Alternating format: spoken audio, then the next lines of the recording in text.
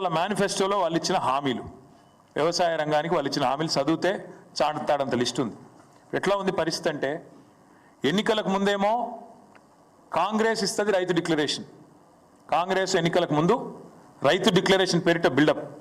కానీ ఎన్నికలు అయిపోయినాక ఇప్పుడేంది, రైతులు ఊళ్ళలో ప్రమాణ పత్రం అన్నట, గవర్నమెంట్కు రైతు ప్రమాణ పత్రం అన్నట్టు. ఇప్పుడు ఇక ఇంతకంటే విచిత్రమైన ముచ్చట మేమైతే అన్నట్టు వినలేదు. మాకు ఇంకా ఆశ్చర్యం ఎక్కడ అనిపిస్తుందంటే, ఇదే ప్రభుత్వం కాంగ్రెస్ ప్రభుత్వం రాగానే వచ్చిన మొదటి 10-15 రోజులలోనే ఈ డ్రామా షురూ చేసిండ్రు. ఏమని పెట్టి రానాడు, ప్రజాపాలన దరఖాస్తులు పెట్టుకోండి అంటే పాపం 1,06,00,000 మంది దరఖాస్తులు పెట్టుకున్నారు. ఈ దరఖాస్తులలో మీరు చూడొచ్చు, స్పష్టంగా రాసింది ఇక్కడ రెడ్ మార్క్తోని ఇక్కడ మార్క్ చేసి ఉంది.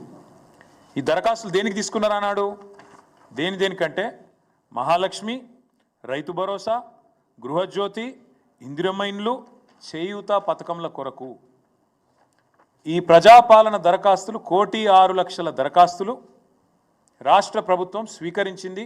ప్రజాపాలన అయిపోయినాక చెప్పింది, మేము స్వీకరించినాం దరఖాస్తులు, మాకు దరఖాస్తులు అందినాయి ముట్టినాయి అని చెప్పిండ్రు.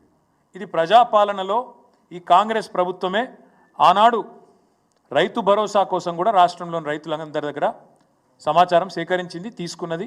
ఇలా ప్రభుత్వం దగ్గర ఉండాలి.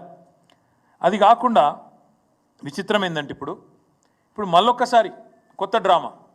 మొన్నటిదాకా కులగణన అని చెప్పి రాయించుకోమన్నారు, అంతకుముందేమో ప్రజాపాలన అని చెప్పి ఆగమాగం చేసిండ్రు, చాంతాడంత లైన్లు కట్టించారు ఎక్కడికక్కడ. ఇప్పుడు మళ్ళీ కొత్తగా రైతులు ఊళ్ళల్లో ప్రమాణపత్రం ఇవ్వాలి, ఇస్తేనే మేము మీకు పైసలు ఇస్తాం. మేము అందుకే అంటున్నాం, ఆనాడు కేసీఆర్ గారేమో రైతును శాసించే స్థాయికి తీసుకొచ్చిండు. రైతు శాసించాలే, ప్రభుత్వ అధికారులను కానీ, వ్యవసాయ శాఖను కానీ, రెవెన్యూ శాఖను కానీ రైతు శాసించేటట్టు ఉండాలని కేసీఆర్ గారు కలలు కన్నారు. వీళ్ళేమో రైతు యాచించాలే, రైతు అడుక్కోవాలి, రైతును బిచ్చగాని చేయాలి, రైతు అధికారుల ముందు సాగిలపడాలి అన్నట్టుగా వీళ్ళ వ్యవహారం ఉన్నది. ఎంత దారుణం అంటే, ఎలక్షన్లకు ముందు ఈ సన్నాసులు, కాంగ్రెస్ సన్నాసులు, వీళ్ళే కదా అఫిడవిట్లు తీసుకుపోయి దేవుళ్ళ కాడ పెట్టింది. ఆ రోజు వీళ్ళే కదా డిక్లరేషన్లు అని చెప్పి దేవుళ్ళ మీద ఒట్లేసుకొని దేవుళ్ళ కాడ పెట్టి పూజలు చేసి మేము రాగానే మొత్తం చేస్తామని చెప్పింది వీళ్ళే కదా. ఇవాళ ఆ డిక్లరేషన్లు ఏమో మాయమైనవి. ఇవాళ రైతు ప్రమాణ పత్రం రాసి ఇవ్వాలనే ఒక దిక్కుమాలిన విధానాన్ని వీళ్ళు తీసుకొని వస్తూ ఉన్నారు. అందుకే ఈ రాష్ట్ర ప్రభుత్వం రేపు ఈ రైతు భరోసా మీద ఇంతవరకు ఒక్క పైసా కూడా వేయలే. మళ్ళీ చెప్తున్నా నేను, కాంగ్రెస్ ప్రభుత్వం వచ్చినాక రైతు భరోసా ఒక్క రూపాయి కూడా మీరు ఇవ్వలేదు. ఆనాడు 7,600 కోట్లు వానాకాలం మీరు ఎగ్గొట్టిండ్రు, మీకు తెలుసు, రైతులకు తెలుసు, మీకు తెలుసు, మాకు తెలుసు. అది కూడా మీరు ఇవ్వాలి. ఇప్పుడు రైతు బంధు రూపంలో వానాకాలం ఇవ్వాల్సిన 7,600 కోట్లు మీరు ఇవ్వలేదు, తప్పించుకునే ప్రయత్నం చేసిండ్రు, వదిలిపెట్టాం. అట్లాగే గతంలో కేసీఆర్ ప్రభుత్వం ఏదైతే 7,600 కోట్లు రైతు బంధు ఇచ్చేందుకు పెట్టిపోయిందో అది మాత్రమే మీరు, అది కూడా 3 నెలల ఆలస్యంగా, అది కూడా 4-5 కిస్తులలో తిప్పించుకొని ఇచ్చిండ్రు తప్ప మీరు వచ్చినాక మీ ప్రభుత్వం మాత్రం రూపాయి ఇవ్వలేదు అనే మాట వాస్తవం. ఇవాళ నేను ఈ ప్రభుత్వాన్ని అడుగుతా ఉన్నా, ఎవరు ఇవ్వాలి ప్రమాణపత్రం? నిజానికి మీకేమైనా సిగ్గుందా అసలు? నీ ప్రభుత్వానికి ఎవరు ఇవ్వాలి అసలు? నువ్వు ఇవ్వాలి, నీ ప్రభుత్వం ఇవ్వాలి. ఊరూరా ప్రమాణపత్రము, డిక్లరేషన్ ఏమని ఇవ్వాలి? నువ్వు చెప్పు. నువ్వు అసలు నీ ప్రభుత్వం రుణమాఫీ చేసింది అని బయట డైలాగులు కొడుతున్నావు. పెట్టు ఊళ్ళల్లో లిస్టు, ఏ ఊళ్ళో ఏ రైతుకు ఎంత రుణమాఫీ అయిందో దమ్ముంటే పెట్టు లిస్టు. ఏ ఊరిలో ఏ రైతుకు నీ ప్రభుత్వం ఎంత రుణమాఫీ చేసింది, ఎన్ని ఎకరాలకు చేసింది, ఎన్ని లక్షలకు చేసింది పెట్టు దమ్ముంటే. ఊళ్ళో పంచాయతీ కాడ, గ్రామ పంచాయతీ ఆఫీస్ కాడ మొత్తం లిస్టు పెట్టు. ఎవరికి ఎంత అయిందో ఎరకైతుంది ప్రజలకు కూడా.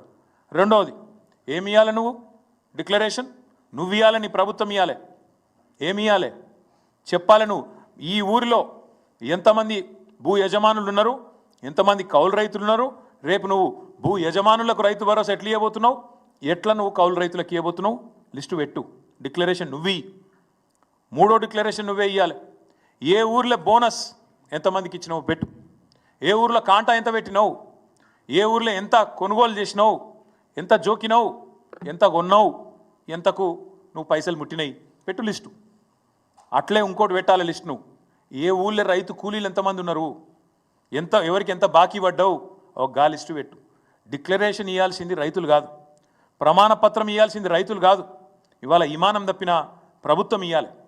నీతి తప్పిన బేయిమాన్ ప్రభుత్వం ఇది. మీరు ఇవ్వాలి ప్రమాణ పత్రం రైతులకు. ఊరూరికి లిస్టు పెట్టు. పెద్దలు ఓ సామెత చెప్తారు, ఒక కుక్కను చంపే ముందుగా దానికి పిచ్చి కుక్కను ముద్రేయాలి. అట్లయితే దాని సంపుడు అల్కగా అవుతుంది.